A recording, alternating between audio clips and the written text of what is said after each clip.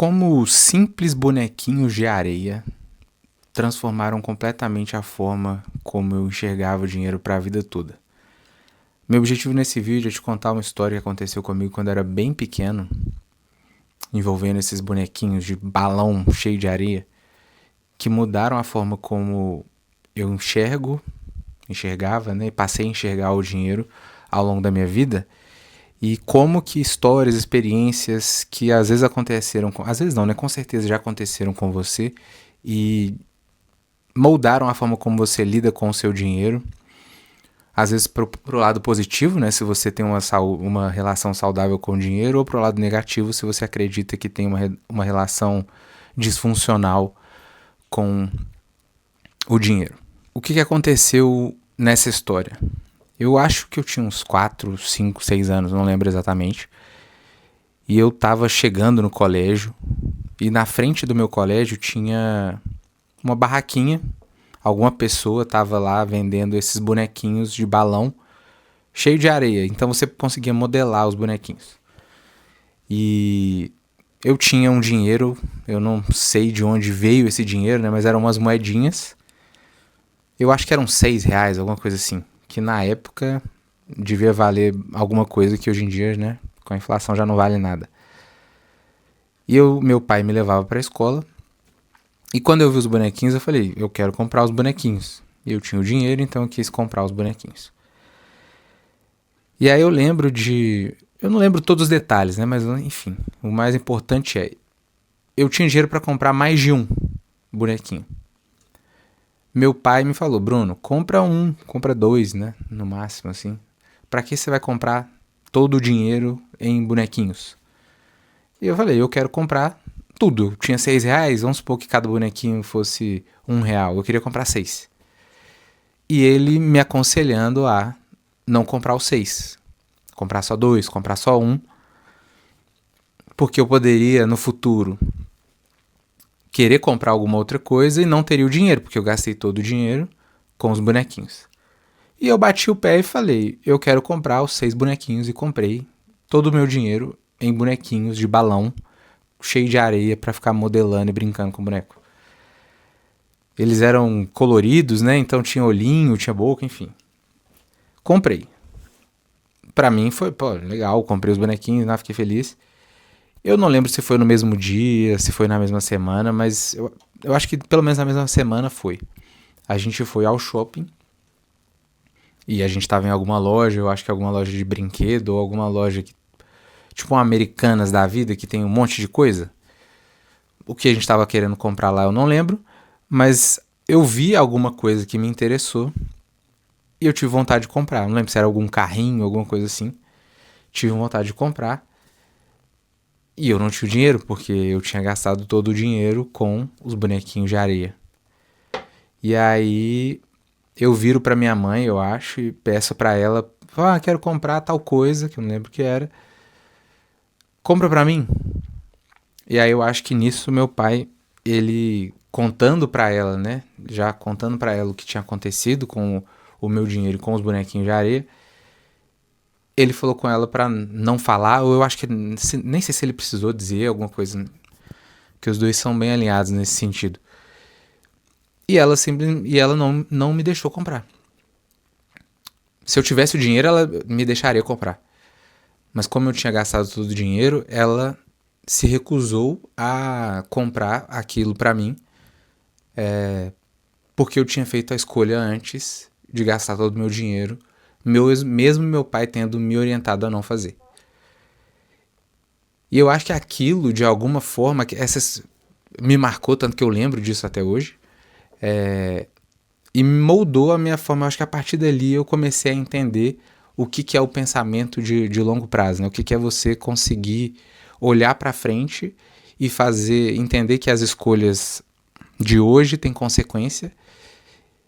E a partir dali eu acho que eu já entendi o que é você fazer planejamento com o dinheiro, conseguir pensar lá na frente. É claro, eu era muito novo e outros ensinamentos foram dados ao longo da vida pelos meus pais para completar esse acontecimento. Mas foi algo que mudou a minha forma de pensar e fez com que eu fosse essa pessoa controlada, organizada, porque foi isso que eu vi, foi isso que meus pais ensinaram. E eu já te convido a se inscrever no canal, curtir o vídeo, se você gosta desse tipo de conteúdo, para acompanhar mais sobre organização financeira, como se planejar financeiramente, como guardar dinheiro. Se você tem essa dificuldade, já se inscreve no canal para acompanhar os próximos vídeos. E continuando a reflexão, eu fiquei pensando, né? Isso foi o que aconteceu comigo. Essa foi a forma como eu absorvi aquela situação. Mas tem uma coisa que é também importante, que é a forma como a gente absorve essas experiências e como a gente conta essas histórias na nossa cabeça. Agora, pensando, a mesma história ao contrário poderia gerar um efeito totalmente diferente numa pessoa. Né? Qual seria um possível impacto? No seguinte caso, né? A pessoa chega na mesma situação, compra todo o dinheiro em bonequinhos. Na hora que ela chega no shopping, ela não tem mais o dinheiro, porque ela gastou tudo. O pai dela avisou, né? Ele orientou, mesmo assim ela bateu o pé e fez. Quando ela chega no shopping, ela vê alguma coisa que ela quer e ela pede para os pais, e os pais, mesmo tendo orientado ela a não gastar todo o dinheiro com os bonequinhos, eles vão e abrem, eles, né, cedem e compram o que ela quer. Essa pessoa, ela pode absorver para ela que eu posso ter tudo que eu quiser. Né? Um exemplo, assim, tosco, mas é o que pode realmente acontecer. Então, a partir do momento que os pais orientam e na hora de realmente consolidar o ensinamento, eles cedem, né, a esse desejo da criança, a criança pode começar ali um processo de internalização de que para que eu vou, né? Meu pai falou para eu guardar, para eu não comprar tudo em bonequinho. Eu comprei. Fiquei sem o dinheiro. Na hora que eu queria outra coisa, eu não tinha o dinheiro, mas eles me dão. O circuito que vai sendo formado na cabeça dessa pessoa é diferente do circuito que foi formado na minha. É claro que isso são apenas dois caminhos, né? Mas são infinitos caminhos, porque mesmas situações podem ser absorvidas e contadas pela pessoa que sofreu aquela experiência de formas diferentes. E aí no futuro essa pessoa pode acabar acontecendo o que com ela? Ela acabar se endividando, por exemplo.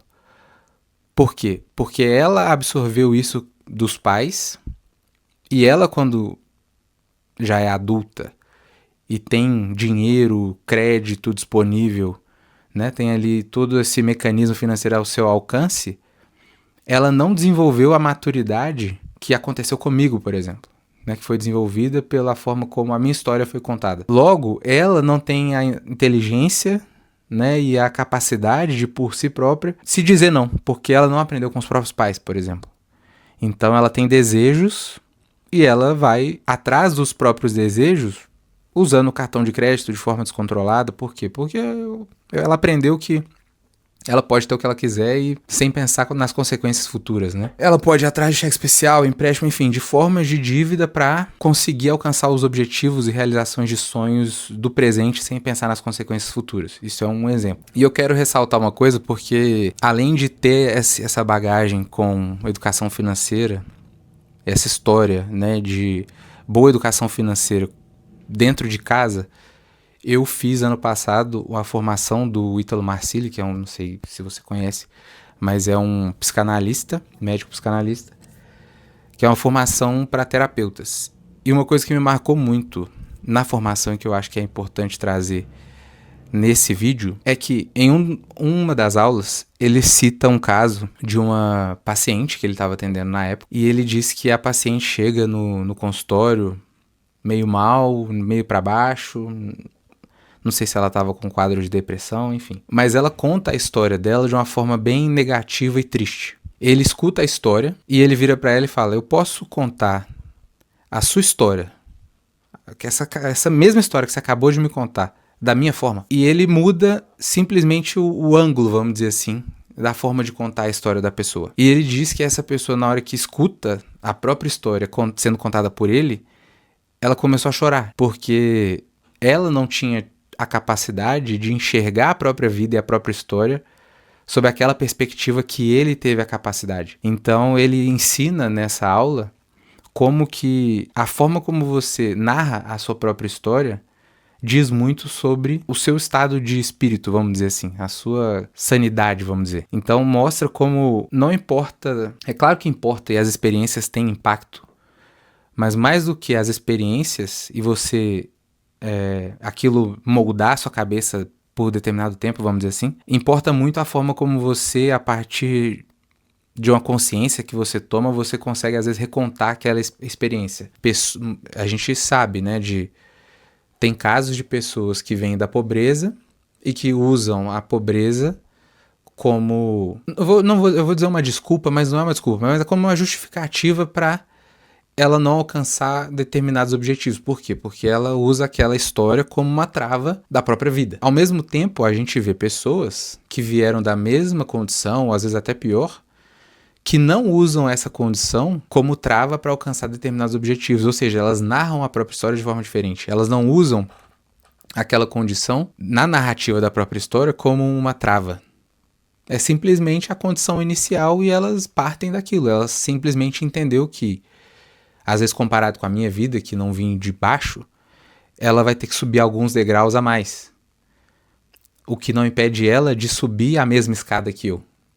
Ou que outra pessoa qualquer, entende? É simplesmente esse ajuste, muitas vezes, e eu acho que isso é muito importante também com relação ao dinheiro, porque a gente aqui tá falando de dinheiro, de educação financeira, de organização, de guardar, para você pensar em, às vezes, e esse é um exercício que eu quero trazer aqui agora para você olhar para o seu passado, para você olhar para a sua vida, olhar para quais experiências às vezes te marcaram com relação ao dinheiro, você avaliar como que você tem contado a sua história por conta dessas experiências. Sabe, se você às vezes viveu uma experiência traumática com o dinheiro na infância, e se você tem usado essa história para continuar contando a sua história de forma negativa, justificando, né, e usando para, vamos dizer, sustentar a base da sua vida hoje, que é de um mau relacionamento com o dinheiro. Porque, como eu falei, às vezes as mesmas experiências narradas de pontos de vista diferentes, elas geram um ânimo,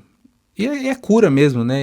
O Ítalo, no caso, ele usa esse tipo de mecanismo pensando em cura do paciente. Ele acredita que a pessoa desenvolver a capacidade de recontar a própria história, narrar a própria história é um artifício de cura. No caso dele, ele é psiquiatra, ele vai tratar com problemas diferentes. Aqui a gente está falando de problema financeiro, mas eu acho que é válido e se aplica da mesma forma. Então faça esse exercício, veja quais experiências aconteceram, vê como que essas experiências hoje têm afetado a sua vida, né? Tenta fazer esse exercício, analisar realmente. E se você vê que essa experiência tem afetado a sua vida de forma negativa, tenta reajustar a forma como você conta essa história que aconteceu com você, essa experiência, né? Então, reformular o impacto dessa experiência, a narrativa da sua própria vida financeira, com o dinheiro, enfim. Se isso te ajudar, você comenta aqui embaixo que eu vou ficar super feliz. Não acredito que vai ser simples, mas se fizer sentido e gerar alguma transformação, eu vou ficar muito feliz em saber. Comenta, se inscreve no canal, curte o vídeo se ele fez algum sentido para você e até o próximo.